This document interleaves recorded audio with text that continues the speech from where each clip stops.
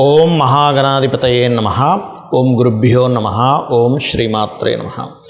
పరమేశ్వర స్వరూపమైనటువంటి జ్యోతిష, వాస్తు మరియు ఇతర అనేకమైనటువంటి శాస్త్రములను మనకు అందించినటువంటి మహర్షులకి నమస్కారం. హయగ్రీవ హయగ్రీవ హయగ్రీవేతియో వధేత్తస్య నిస్సరతే వాణి జహ్నుకన్యా ప్రవాహవత్.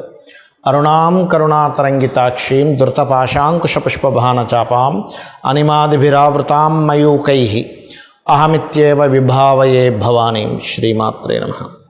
ప్రేక్షకులకి ఆ లలితాంబిక అమ్మవారి యొక్క అనుగ్రహం పరిపూర్ణంగా కలగాలని మనస్ఫూర్తిగా కోరుకుంటూ మనం ఈరోజు చెప్పుకోబోయేటువంటి టాపిక్ ఏమిటి అంటే, అసలు ధన సంబంధించిన సమస్య ఎందుకు వస్తుంది, బ్యాంక్ బ్యాలెన్స్ ఎందుకు ఉండదు, నిలువధనం ఎందుకు ఉండదు, 4 రూపాయల జేబులో ఎప్పుడు ఉండకపోవడానికి కారణం ఏంటి, డబ్బులకి ఎందుకు ఇబ్బంది పడుతూ ఉంటాం, ఒక్కొక్క లగ్నం తెలియని వారి రాశి నుంచి నేను చెప్పేటువంటిది పాటించినట్లయితే ఖచ్చితంగా బాగుంటుంది. అదేవిధంగా మరి date of birth, time of birth కూడా లేని వారు చేసుకోవాల్సినటువంటి ముఖ్యమైనటువంటి పరిహారాలు ఏమిటి, మంత్రం ఏమిటి అనేటువంటిది స్పష్టంగా చెప్తాను. ఇవి పాటించినట్లయితే ఖచ్చితంగా ఇవి పాటించిన రోజు నుంచి స్లోగా రోజులు నెలలు గడుస్తున్న కొద్దీ 100% మీకు ధనాభివృద్ధి కలుగుతుంది. ఇది గుర్తుపెట్టుకోండి. అదేవిధంగా వాస్తుపరంగా కూడా తీసుకోవాల్సిన జాగ్రత్తలు కూడా చెప్తాను. మిథున లగ్నము, మిథున రాశి. మిథునం వారికి అద్భుతమైన తెలివితేటలుంటాయి. అయితే మనం ఇక్కడ మాట్లాడుకునేటువంటి పాయింట్ ఏమిటంటే మనీ. ఈ మనీ ధనాధిపతి ఎవరంటే బుధుడు, చంద్రుడు. లగ్నాధిపతి బుధుడు, ధనాధిపతి చంద్రుడు అవుతాడు. సో ఈ చంద్రుడు గనక గుర్తుపెట్టుకోండి బాగున్నాడు అంటే లిక్విడ్ క్యాష్ పిచ్చిగా వస్తాయండి. చంద్రుడు కనుక బాగోలేడు, వాళ్ళు కనీసం హ్యాండిల్ కూడా చేయరు లిక్విడ్ క్యాష్ని. ఎంతసేపు డిజిటల్ మనీ ఇట్లాగే అంటే ఇవాళ రేపు మొత్తం డిజిటల్ మనీ వచ్చిందని కాదనట్లేదు, కానీ ఈ చంద్రుడు స్థితిని చాలా బాగా గమనించాలి. చంద్రుడు పాడయ్యాడు ఒకటే గుర్తుపెట్టుకోవాలి. ఓకే అంటే నేను చంద్రుడు పాడయ్యాడంటే నేను ఫుడ్ రిలేటెడ్ సంబంధించిన దాంట్లోకి వెళ్ళకూడదు, ఇబ్బంది పడతాను. తల్లితో ఎక్కువగా ఘర్షణలు పెట్టుకోకూడదు, ఇబ్బంది పడతాను. అదేవిధంగా మీరు ప్రయాణాల ద్వారా, టూరిజం ద్వారా ధనం సంపాదించాలనుకోకూడదు, ఇబ్బంది పడతాను. ఇది గుర్తుపెట్టుకోవాలి.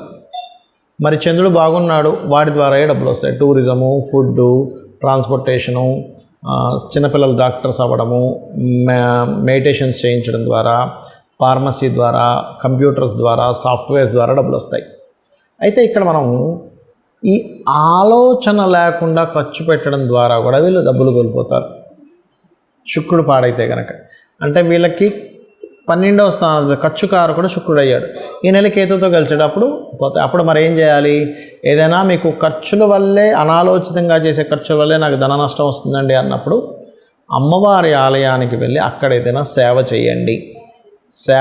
ఖచ్చితంగా మీకు డబ్బులు నిలబడతాయి.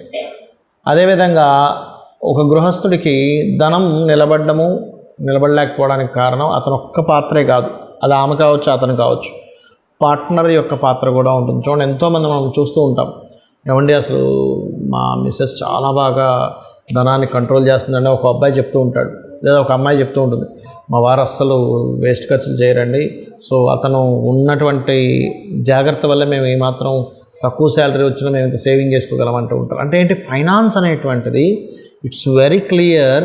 సప్తమ స్థానాధిపతితో కూడా కనెక్ట్ అయి ఉంటుంది. ఎందుకంటే పూర్వజన్మ ధన సంబంధించిన కర్మ సప్తమ స్థానంలో ఉంటుంది, ధనకర్మ సప్తమ స్థానంలో ఉంటుంది. మరి అలాంటప్పుడు ధనకర్మ సప్తమ స్థానంలో ఉన్నప్పుడు మీరు ఏం చేయాలి? సప్తమాన్ని కూడా చూసుకోవాలి. సప్తమం పాడైంది, అయిపోయింది.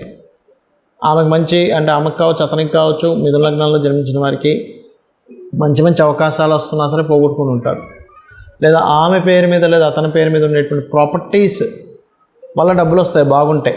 గురువు బాగుంటాయి, మీకు మిథున లగ్నానికి సప్తమాధిపతి గురువు కాబట్టి. అదేవిధంగా మీకు ఉద్యోగపరంగా కూడా ఫైనాన్షియల్గా ఇబ్బంది వస్తుందంటే గురువే పాడవుతాడు. అలాంటప్పుడు ఏం చేయాలి? దత్తాత్రేయుడు ఆరాధన చేయాలి. దత్తాత్రేయ స్తోత్ర పఠనం, దిగంబర శ్రీ పాదవల్లభ దిగంబర, ఇవి ఎక్కువగా చేస్తుండాలి. ఖచ్చితంగా డబ్బులప్పుడు నిలబడుతుంది. అయితే ఇక్కడ 9th లార్డ్షిప్కి 8th లార్డ్షిప్ వస్తుంది, గుర్తుపెట్టుకోండి. అంటే భాగ్యం అనేటువంటిది మీకు ఒకవేళ శని బాగుంటే తాతగారు ఆస్తి మూలంగా వస్తుంది. ఇక్కడ వాస్తుపరంగా కూడా తీసుకోవాల్సినటువంటి జాగ్రత్త ఏమిటి చూసుకున్నట్లయితే, వాస్తులో ఉత్తరే నిధి సంస్థితం అన్నారు. ఉత్తరంలో పొరపాటును కూడా టాయిలెట్స్ ఉండకుండా చూసుకోండి. ఇది కూడా మెయిన్గా మీకు ఫైనాన్స్ లేకపోవడానికి కారణం. బ్యాంకులో డబ్బులు ఉండట్లేదు అంటే వాయువ్యంలో ఏదైనా దోషం ఉంటుంది, అంటే వాయువ్యం తగ్గడం పెరగడం ఉంటుంది.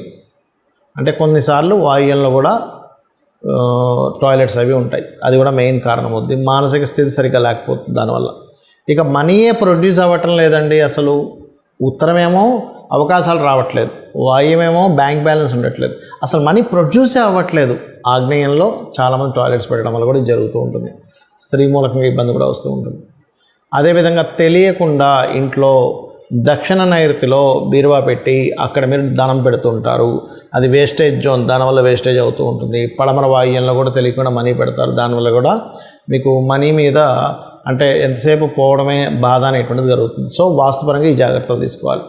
ఇక మరొక విషయం ఏంటంటే, ఇక్కడ నాకు జన్మజాతకం లేదు, ఏమీ లేదు, కానీ విపరీతమైనటువంటి ధన ఇబ్బంది పడుతున్నాను అనుకునేటువంటి వారు, ఒకటి ఓం ధనాధ్యక్ష ధర్మాధ్యక్ష ధనధాన్య వివర్ధనీయ నమః, ఒకటి ఓం సంపత్కరీ సమారూఢ సింధుర వ్రజసేవితాయే నమః, ఈ రెండు చేసుకోవచ్చు.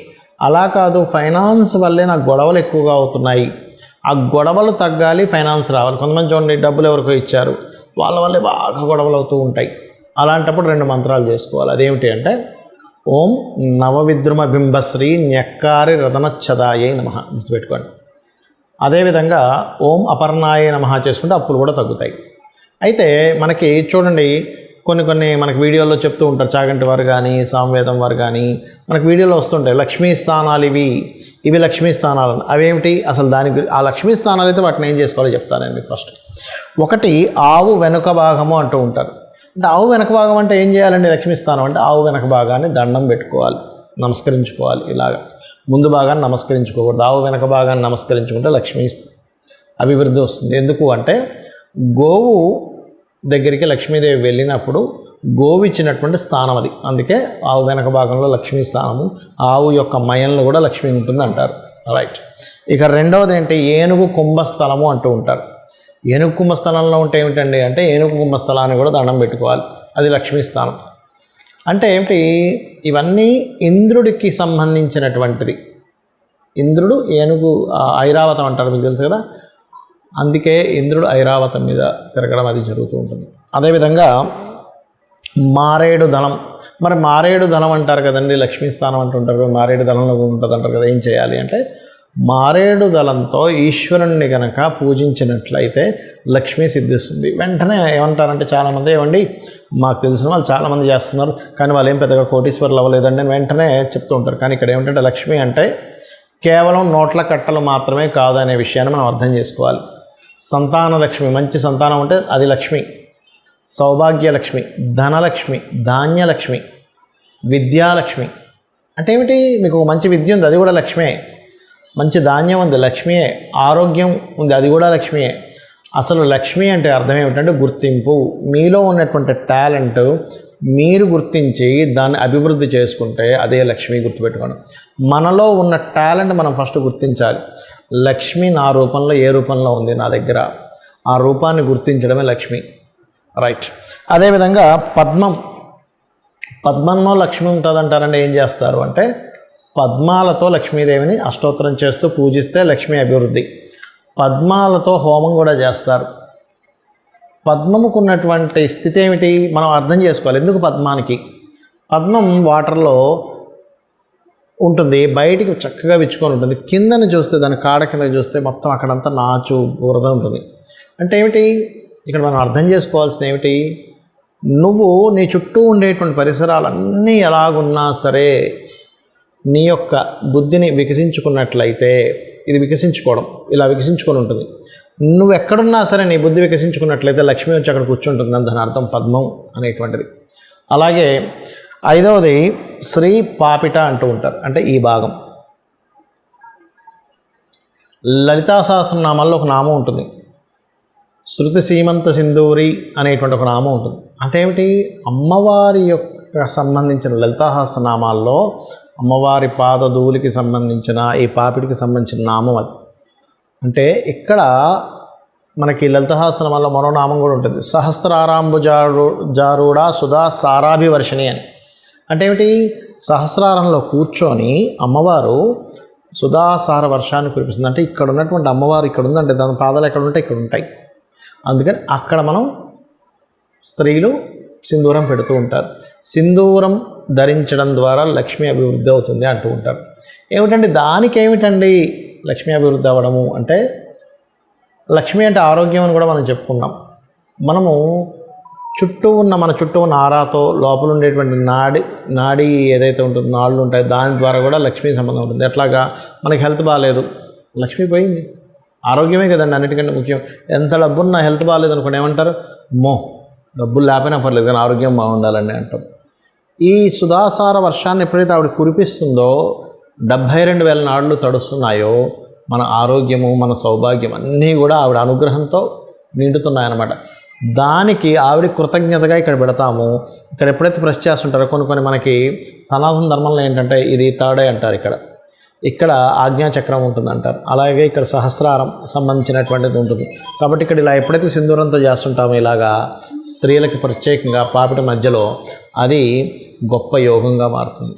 అదే కాకుండా భర్త ఆయుష్ని పెంచుతూ ఉంటుందని చెప్తూ ఉంటారు. భర్త కూడా లక్ష్మీ కదండి, వాళ్ళకి భార్యకి భర్త లక్ష్మి, భర్తకి భార్య లక్ష్మీ స్వరూపము. అంటే లక్ష్మి అంటే ఇక్కడ కేవలం డబ్బులో ఒక స్త్రీమూర్తినో చూడడం కాదు, క్షేమం కలిగించేది, గుర్తింపునిచ్చేది లక్ష్మి అని అర్థం. ఒక గుర్తింపు స్త్రీకి కానీ పురుషుడికి కానీ వాళ్ళ పార్ట్నర్ ఒక గుర్తింపు.